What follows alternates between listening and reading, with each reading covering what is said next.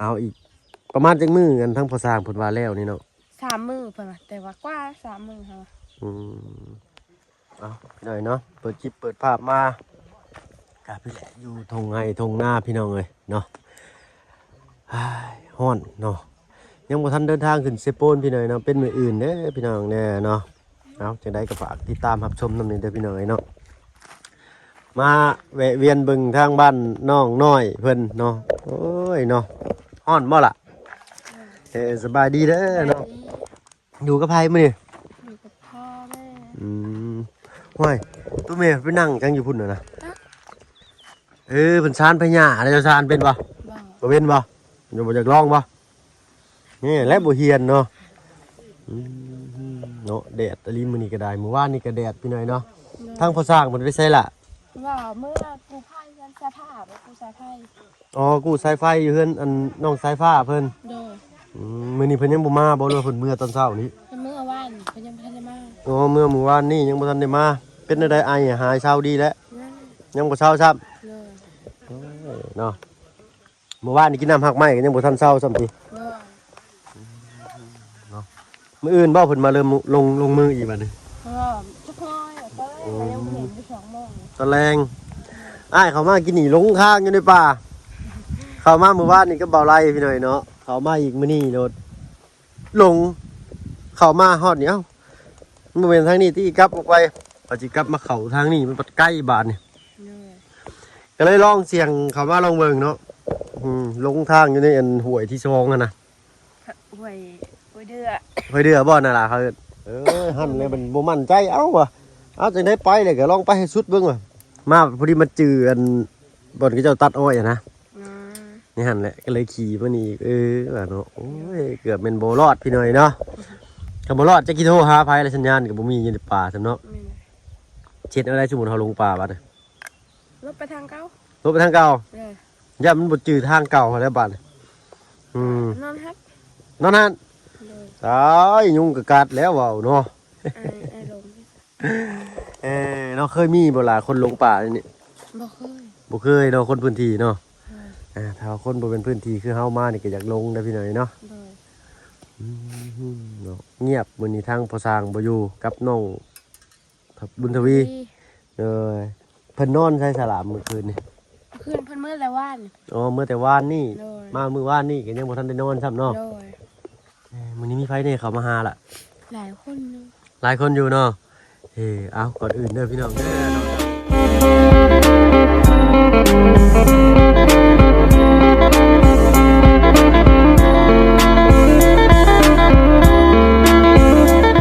ทายเนาะกับตักทายสบายดีผู้ใหญ่ใจดีเล็ก FC เบิร์ดทุกท่านนั่นละพี่น้อยเนาะ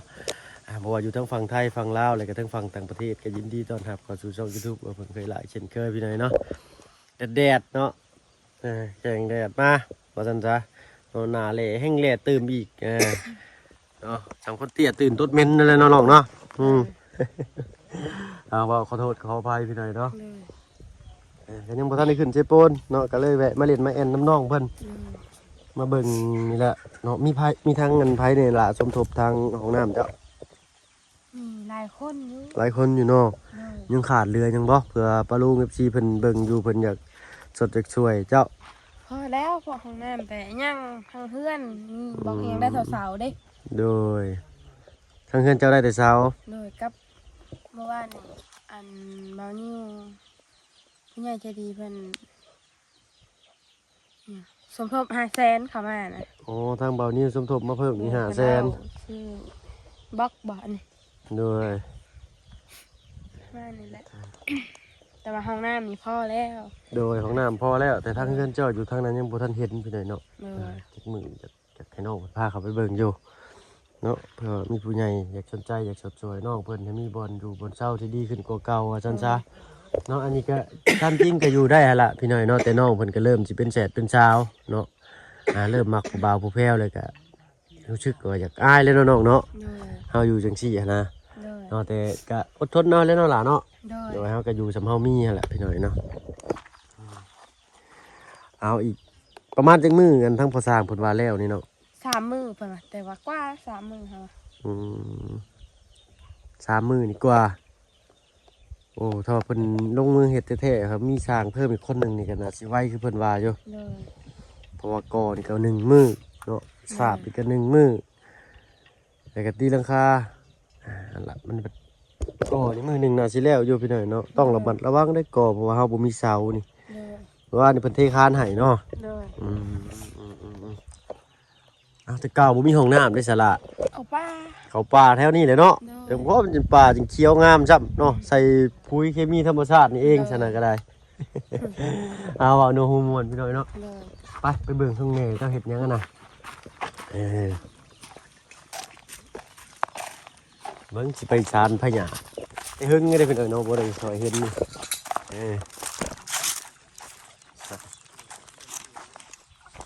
บ้าเอานะเข้ามาแล้วบ่มื้อนี้น้องพัดไส้เข้ามาแล้วบ่ล่ะ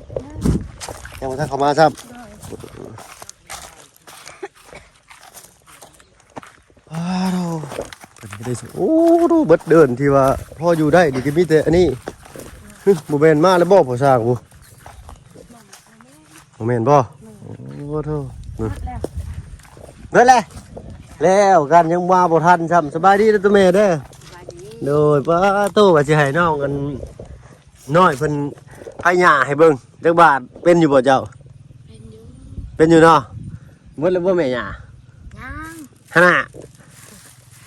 ชาติให้ปลาลุงเพิ่นเบิ่งดีกว่า อันน้ำมาจะเด้อขามเด้อเด้อ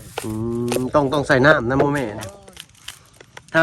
ที่ชานใส่เทียงเจ้าของบริษัทขายนี่ ทานจะเทียงลูก โดยถ้าว่าเพิ่นขายอยู่ไผ่หนึ่งเท่าไหร่เนาะนี่20,000บ่หรือ10ปลายพันแล้วแต่พื้นที่เด้อพี่น้อยเนาะบางบ่อนก็20,000บางบ่อนก็18 15แล้วแต่ แล้วแต่ นี่เลยอันนี้เพิ่นชานใส่เอง ทานใส่เองลูกเอ้ยบ่มีเงินซื้อสังกะสีแม่ เลยเนาะเมื่อก่อนนี่อยู่บ้านละพันก็เคยพี่น้อยเนาะทางปะเฒ่าเพิ่นพาไปหาอยู่แถวทงแถวทามพู้นแหละ อันนี้ไปซื้อเขาได้ลูกหยาด เลยอันนี้ต้องซื้อเนาะ โดย เขาซื้อมาเป็นหมัดมันก็สิถือกว่าเขาซื้อเป็นไพ่นะแม่เนาะ โดย เมื่อก่อนนี่เคยไปเก็บอยู่พี่เนินนั่นหยาเนี่ยไปซื้อๆแหละเนาะเป็นลานเพิ่นเด้ยางน้ำก้นมันต้อย2 คนไปเพิ่นก็ไปตัดไว้เลยก็เวลาเพิ่นก็หารถประสอนเนาะ โดย มันยามเมื่อก็ความขี้ดื้อเนาะจูดหญ้าในลำทางเลยก็ไปไล่เหยียบหั้นนะความเด็กน้อยความดื้อเนาะโอ้ยตะกี้นะอยู่ทงอยู่ทามอยู่เซ่และบานพันก็ได้ บ้านอยู่แซ่บ่ลูก ตอนนี้ลูกอยู่บ้านคำเฒ่าแต่ว่ามาได้เมียอยู่บ้านโคกใหญ่เจ้า โดย อยู่ใกล้ๆซิโนหั่นล่ะด้วยเนาะถ้าว่าเว้าบ้านโคกใหญ่นี่บ่ค่อยฮู้พี่เด้อแต่ว่าเฮาเว้าอันตัวเมืองเลยว่าซิโนนี่ก็สิอยู่ละแวกนั่นหั่นนะเนาะซิโนนี่มันก็จริงสิฮู้แน่แต่เมื่อก่อนตอนยังน้อยอายุ3 ปี4 ปีนี่แหละประมาณนี้เนาะได้อยู่ผู้อยู่บ้านละพัน บ้านลูกหาพุทธเนาะ บ่แม่นบ้านลูกแท้ๆกับบ้านคำเฒ่าเจ้าบ้านเกิดหั่นนะ คำเท่าลูกนอน โดยแม่นแหละเจ้าบ้านคำเฒ่าลุงงอนนี่แหละแต่ว่าไม่ได้เมียอยู่บ้านโคกแต่ว่าตอนยังน้อยพ่อแม่ป้าไว้อยู่บ้านน้ำพัน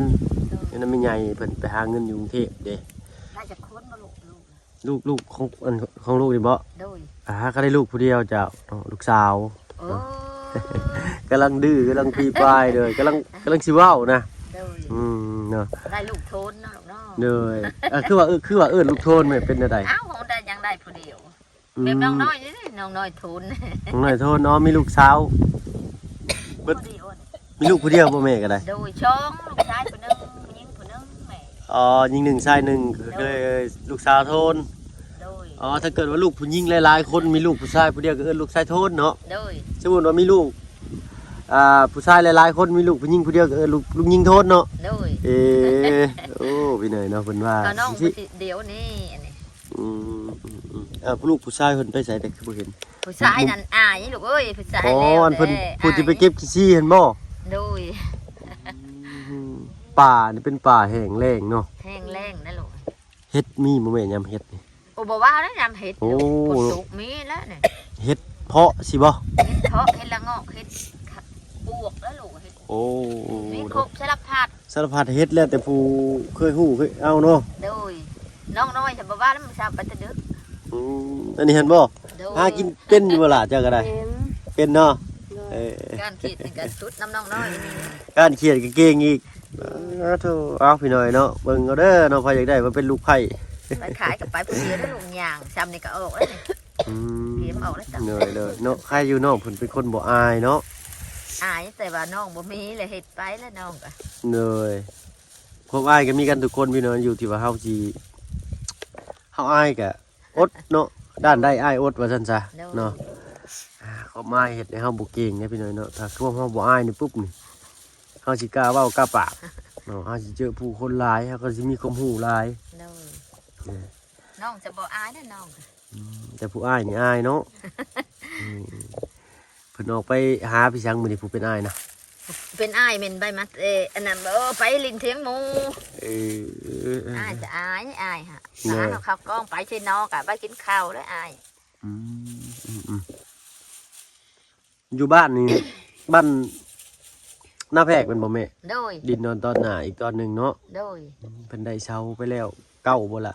โดยแบบ อืมจักมื้อใช้น้องพาเขาไปเบิ่งอยู่พี่น้อยเนาะ โดย เสียหักมะเขือไม่น้องอาย ห้างมะเขือบ่แม่ โดยอายได้ดอกน้องน้อยอายแล้วบอกให้ลูกเสียหักมะเขือ โอ้ยไอบัดเฮงอันอ้ายบัดเฮงเอามาในมะขามมาสู่กินบาดนี่ ยังอายตื่มอีกเจ้า เย็นเนาะอยู่ห่มม่วงเจ้านี่แม่เนาะ โดย แต่ลูกยังน้อยอยู่เด้อนี่ ฮ้อน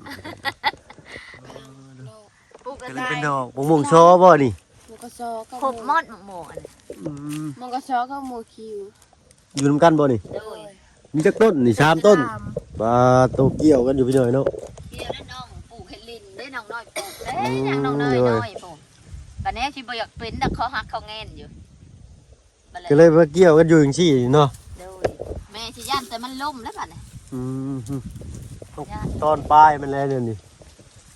ตอนปลายมันบ่ให้มันชูงขึ้นนะแม่นหันง่ามันเลย แม่ก็ พออยู่ได้น้ำห่มม่วงเลยพี่น้อยเนาะ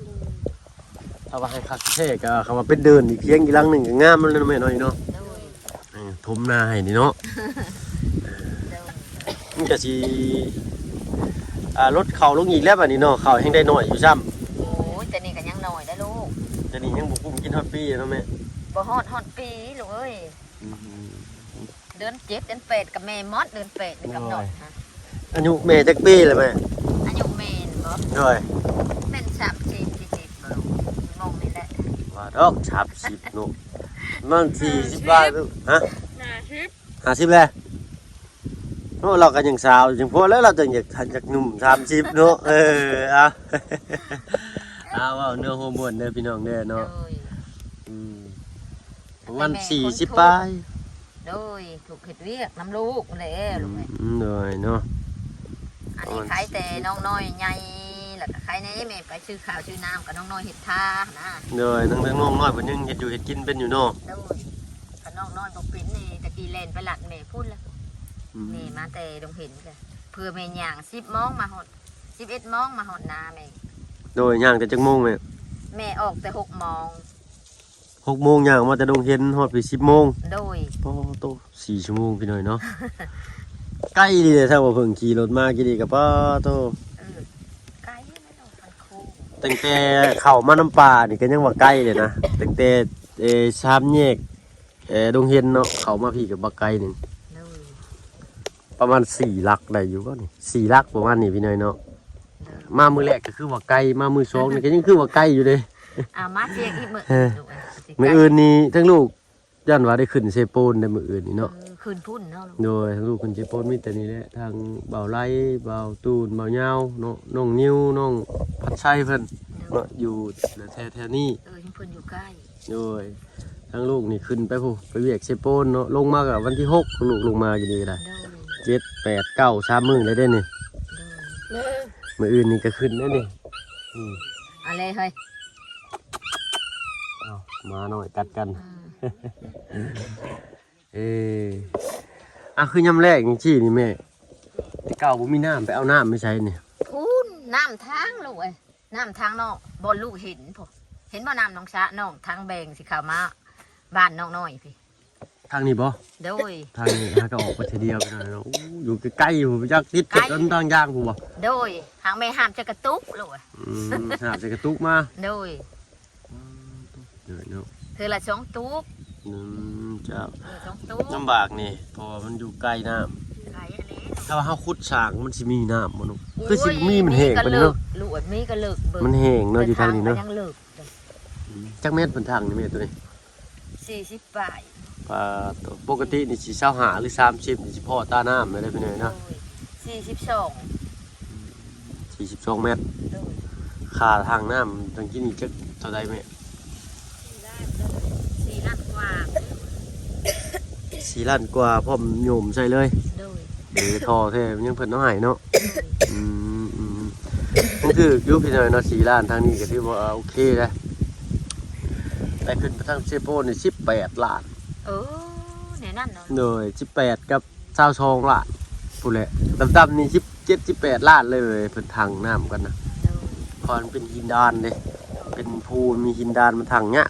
มีแต่ผู้บ่ลูก โดยทางนั้นมีแต่ภูเด้บ้านซองเงินชานเพิ่นนี่ก็มีแต่ภูเด้ โดย เฮ็ดปลูกเพื่อนนะปลูกเพื่อนปลูกกระตูกก็ยังอยู่ตามภูตามผาหลายกว่าทางเฮา โดย ทางเฮานี่ยังดีเด้ยังมีไห่มีนาเฮ็ดเนี่ย ทางนั้นแล้วบ่มีนำ บ่มีเลยแหมมีแต่ไปเฮ็ดให้ไปเข้าก็ไปฮู้ได้ปีหนึงล่าสุดก็สิประมาณ10ปลายสอบบางคนก็ได้4สอบก็มีบางคนก็ได้ แบบหน้าแม่นี่หลังปีแม่ก็ได้5แม่บ่ได้อ้ำได้ โด เด้อย หลังปีก็บ่ได้พอหลังปีก็ชอบนึง โดยมันเป็นหน้าเอือดบ่หรืออะไร พ้นบ่มีพ้นตกแต่มันบ่มีแน่เลย อืม บ่มีหอนน้ำพ้นตกจากๆก็บ่มีหอนน้ มันแห้งแล้งเนาะ ำโดยโมหันดำแล้วถือแม่ยังไปดำเดือน9มดแล้วแม่ดำบัดน่ะ เบิ่ง เดินกายอยาก เบิ่ง มอด ต่อเพื่องแล้วกับอันนั้นพี่น้อยนะบ่ยำบ่แยม ซื้ นี่ อก็อย่างให้เล่นเราอุดเอาลูกอุดเอาอุดเอา ดำหน้าแข็งบ่แม่นแต่ละปี บ่ นี่ บ่แข็งมาหักน้ำบ่มีลูกเอ้ย มันบ่มีนะ ดำปลูกผลบ่ลิ้นคันว่าสิปลูกแท้ก็บ่แม่นปลูกแท้ดอกลูกคันว่าคาดไปแล้วบ่มีน้ำพอดีนี่ก็ห้าวแบบนี้คือเก่า อืม ปี มันแห้งแล้งหั่นน่ะ โดยปีกายในเมจน2ถึงนะอันนี้ เลยมันปลูกแล้วมันบ่ขึ้นเนาะ ปลูกแล้วมันตายหมดแถว มันเดะ ตายหมด มันร้อน บ้าเลย ฝนบ่อยู่น้ำบ่อยู่ว่าซั่น น้ำ ซะ บ่อยู่จักมันเป็นเพียงหลายจักเนี่ยหันพ้นตกในจากเห็นผมผลนี่ เลย หันวิทย์พ้นแล้วก็บ่มีเลย น้ำแห้งแล้วเลย แห้งเลยบ่มี มันโน่นแน่พี่น้อย น เนาะ อนอะไรรอ ห้วยได้สจากนี่ไกลบ่แม่ ใกล้แล้วพวก นี่ในโชกหน้านี่บ่ โดย โดย นี่ห้วยนี่ก็บ่มีน้ำบ่ตอนนี้ บ่ นะ มีได้ลูกขันยามนี่บ่อยากมีเลยแล้ว มันแห้งเลยพี่น้อยนะ มีแต่วางทำมาแล้วบ่มันน้ำนี่เท่านั้น เลย หางแม่กินฮัดแต่เก่า วังถ้ำ โดย ไกลบ่แม่ ไก่แล้วปุ่นเลยพูดเลยลูก ชื่อคือเป็นตะย่านแต่วังถ้ำนี่ โดย มันไปถามกันไป ฮะ ถาม เคยเข้าไปเบิ่งบ่ ถามมันไม่ได้เลิกปานใด อันบ่เลิก แต่นี่เป็นมาหาหันแหละ โดยเพิ่นก็เลยเอิ้นว่าวังถ้ำเนาะ โดย โดยวัดทางหน้าผู้ได้แม่หน้าญาติพี่น้อง น้ำพอทางนั้นน้ำพอเท่าเพิ่นดำเร็วหัดได้หัดเพิ่นก็คืนแล้วลูกไอ้แม่ก็เอาละกระมุกกระมุมแล้วบัด โดยแต่ทางนั้นก็บ่มีน้ำเหมือนกันแม่นบ่ มีเพิ่นนาห้อง ทั้งห้องมีทั้งโดนน่ะกะ ทางนอนกับบ่ยังแม่แบบแม่นี่นะ หน้าห้องคือว่าเป็นห้วยเนาะมันเป็นโศกเด้อพี่น้องทางนั้นเนาะก็เลยมีน้ำนี่ มีน้ำไหมสั่ง ทางนี้มันโน่นนี่ยังก็ดีเลยถ้าสิปลูกยังก็สิได้กินนั่น ยักแล้ว แต่ดินนี่ดินดีอยู่พี่น้อยเนาะแต่ว่ามันบ่มีน้ำเราเลี้ยงต้นข้าว มีน้ำเลี้ยงลูก เอามีแต่สูๆเอาเด้อน้องๆเนาะน้องก็สิใหญ่เป็นเช้าเลยเด้นี่เนาะเจ้าหน่อยก็ได้แหละห้องน้ำเนาะกันชาติบ้านซองเพิ่นก็อยู่บ้านนาแพกพี่น้อยเนาะยังบ่เคยเห็นจักเทื่อทางบ่เพิ่งก็ได้เอามื้อหน้ามื้อไหนถ้าว่ามีโอกาสได้ทางบ่เพิ่งก็จะไปอัปเดตให้เพิ่งเนาะเพื่อว่าผู้ใหญ่เนาะใจดีอยากชดอยากช่วยน้องเพิ่นในเรื่องสมทบบ้านซองกันชาติก็ยินดีพี่น้อยเนาะติดต่อทางทีมงานเนาะเข้ามาได้เด้อพี่น้องเด้อเนาะทางน้องเพิ่นก็เริ่มสิเป็นสาวแล้วอยู่เที่ยงนาจังซี่ก็อายผู้บ่าวแล้วบัดนี้เนาะ เด้อ ยังดีเนาะเพิ่นยังมีโทรศัพท์ใช้อยู่พี่หน่อยเนาะขอยลมมาด้วยล่ะเด้อเนาะประมาณ20 ปีถึงมีครอบมีครัวเจ้าก็ได้เนาะเจ้าหายแห่งดีเนาะเอาทางไงก็สิไปทางอื่นก่อนบัดนี้เนาะโดยเนาะไปแล้วเนาะสบายดีจ้ะโดยเนาะ ดีไม่แห้งลูกเอ้ย โดยแน่พี่หน่อยเนาะถ้าว่าเพิ่นก็สิไปทางอื่นก่อนบาดนี้เนาะพ่อๆกันคลิปหน้าเด้อเนาะสำหรับนี้ขอ เขามาแวะเล่นแวะแอนน้องเพิ่นเนาะอยู่ที่ไม่แห้งบัดสุผู้สุคนที่เขามาหับมาชมช่อง YouTube บางคนเคยหลายคือเก่าเนาะพอคลิปหน้าไปแล้วพี่น้องสบายดีเจ้ามื้อนี้ทั้งเบา